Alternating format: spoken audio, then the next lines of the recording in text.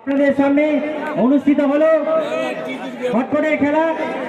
এবার 17তম পুরস্কারের খেলা ফাইবার চেয়ার। আপনাদের প্রতিনিধি এসে হাজির হয়ে গেছেন, এখন পরে তুলবে, পরে তুলুন।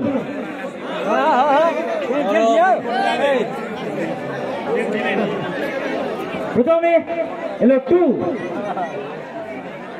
1 2, দ্বিতীয় কলস থেকে